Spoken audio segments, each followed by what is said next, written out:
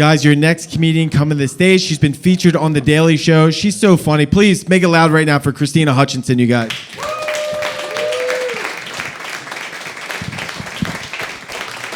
Hello. Do we have any heroes in the room who are still sticking to a New Year's resolution? Ah, losers, come on. Come on, that feels like 8 years ago, right? Not to brag, but I quit smoking cigarettes.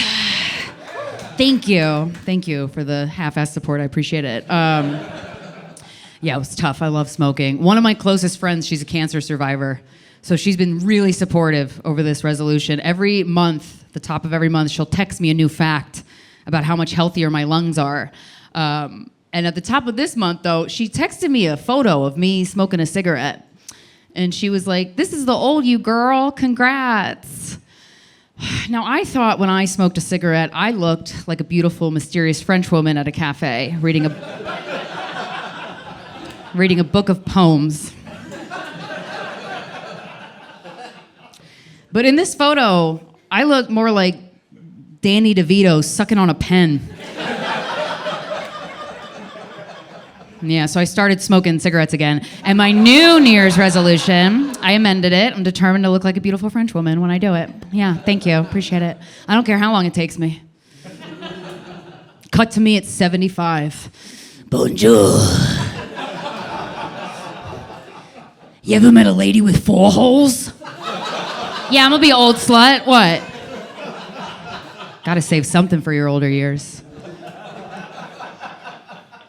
I have a lot of childhood trauma under my belt. Statistically, most of us here in this room do too, but I have a lot. Mine's better. And it mostly manifests as road rage. I don't know if we have any other road ragers in the house. I'm so fun and chill. You put me behind the wheel of a car, all my demons come out to play. I'm taking everything personally.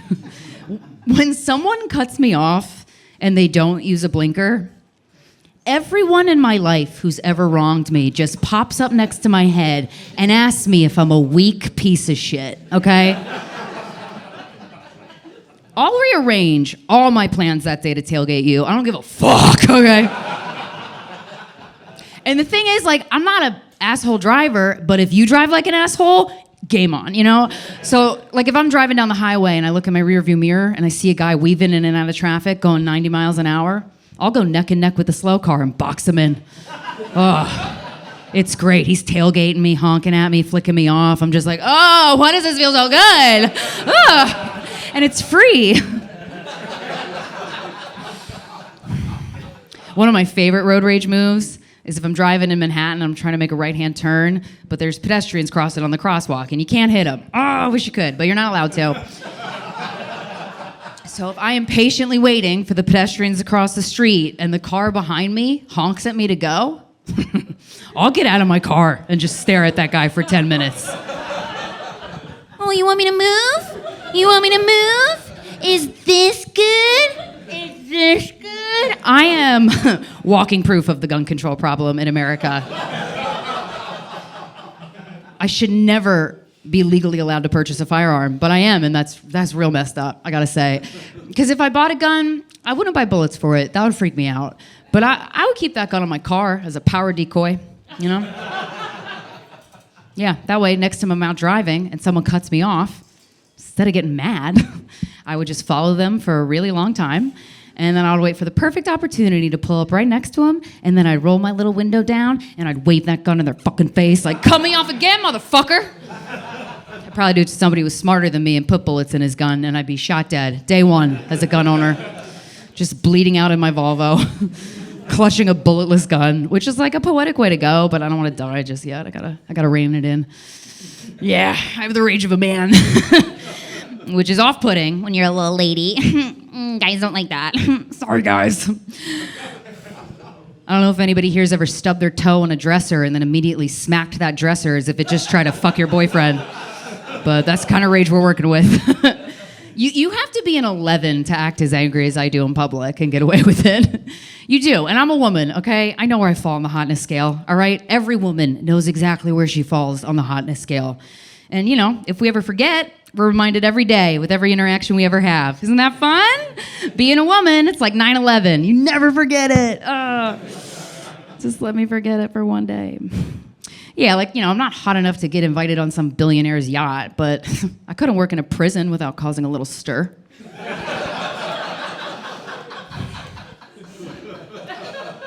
It's fun to daydream about.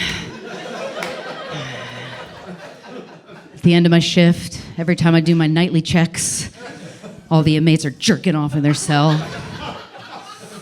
I pretend to hate it. Ew, stop.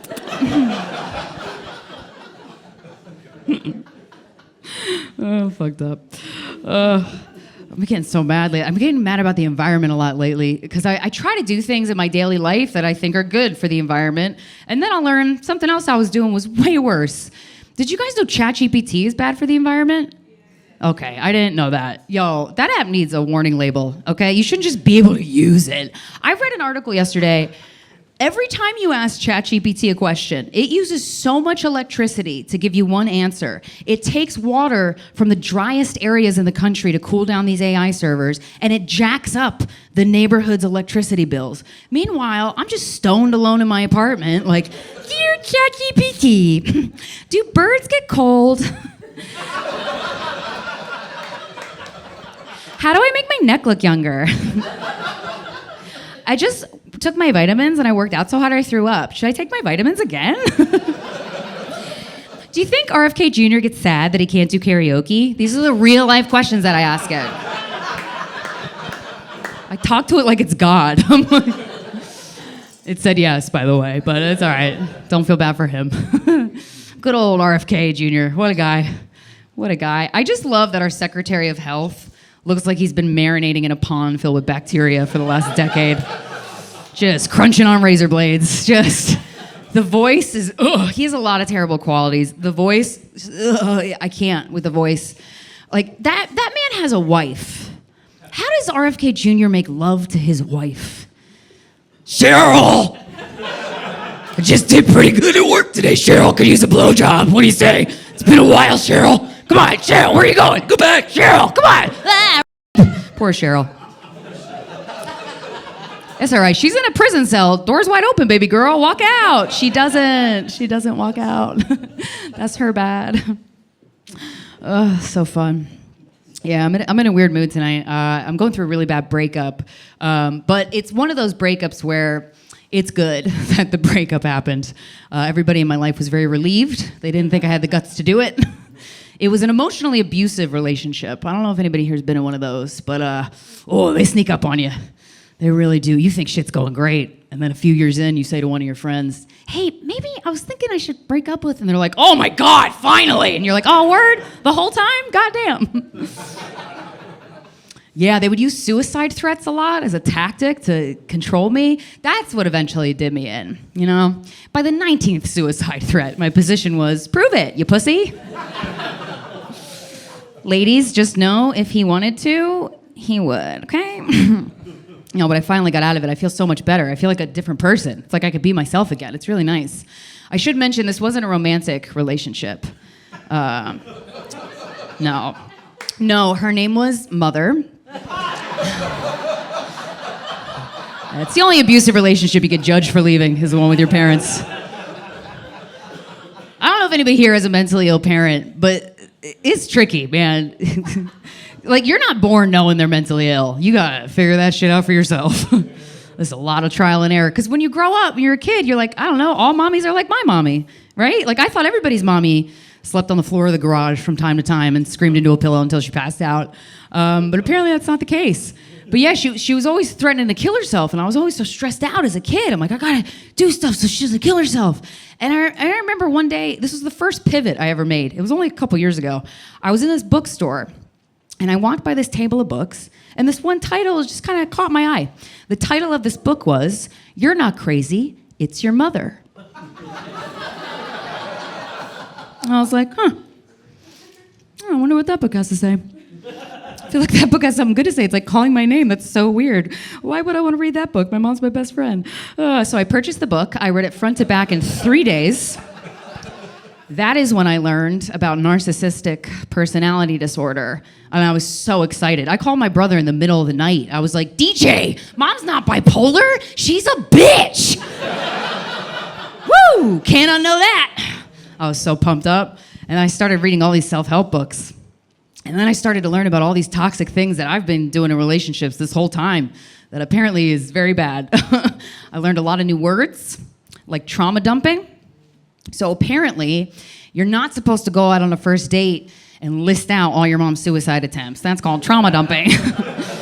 I know, I just thought that was getting to know you, but no. They have to like earn the right to hear your story or whatever. Yeah, and if you are out on a first date and you list out all your mom's suicide attempts and then your date tells you all his messed up childhood shit, sorry kids, that's called trauma bonding. Yeah, I just used to call that great sex, but no. Can't have any fun. I do have a boyfriend. We fight a lot, my boyfriend and I, but he's never there for the arguments. Oh, they all happen right up here. I win every time. Yeah, the thing with this boyfriend, he has a lot of attributes that I'm really not used to in a boyfriend before. Like, for example, he's tall. Didn't think I cared about that. And then he dated a tall guy, and you're like, oh yeah, that is better. Huh. He's from Ireland. He's got an accent. That's very fun. He's got a hot face, very charismatic. He's a singer for a living. He's got a gorgeous voice. And you know, my whole dating career, I always thought I was a cool girlfriend. I never would have described myself as a jealous girlfriend, ever. But I realize now, that's just because I've never dated a guy other women wanted to fuck. I don't recommend it, ladies. Date down, please. Women will hit on him all the time, right in front of me. And it's like I'm behind the wheel of a car. It's not good. Like last week after one of his shows, I was talking to him afterwards, and this woman comes up to him, and her titties are just pushing out of her shirt. And she's like, oh my God, you are so amazing. I love your voice. What's your Instagram handle? How many abs you have? And I wanted her to stop talking. So I pushed her. She didn't like that. She was like, did you just push me? And I was like, no. But I did. I pushed her. Oh, and then I gaslit her about it. I got to work on that. I got to read more books. Yeah, you know, the thing like about trauma and working on yourself, if you have anything about yourself that you really have to work on, it is unfortunately going to get magnified in a romantic relationship. I really wish that wasn't the case.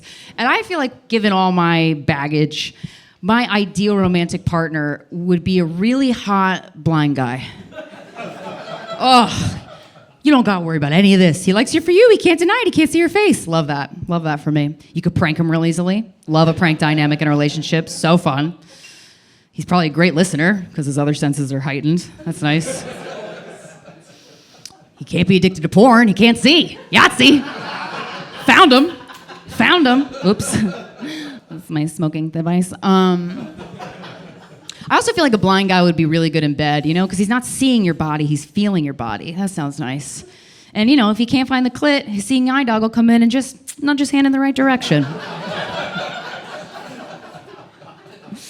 It's fun. Okay, I got to get out of here. I want to land on an edgy joke. Sorry for all this PC bullshit. You guys are better than that. I've noticed this trend lately where it feels like a lot of my self-proclaimed edgy stand-up comedian colleagues, a lot of them have a go-to joke up their sleeve, which is kind of weird, you know, because it's not funny. So I wrote a rape joke, and I hope you guys like it. Okay, so I am 38 years young, thank you, and because I chose to go to college, I am currently $75,000 in debt still. Okay, I can't get a credit card above a $250 limit. Just give me a gift card at that point, you know? Can't get my name on a lease without 3 guarantors. And I just learned by the time my debt is fully paid off at the payment plan I'm going on, I'm going to be 64 years old. Yeah, so that's my joke. Guys, thank you so much. I'm Krystyna Hutchinson. Have a good night. Guys, keep it going for Krystyna one more time. All right.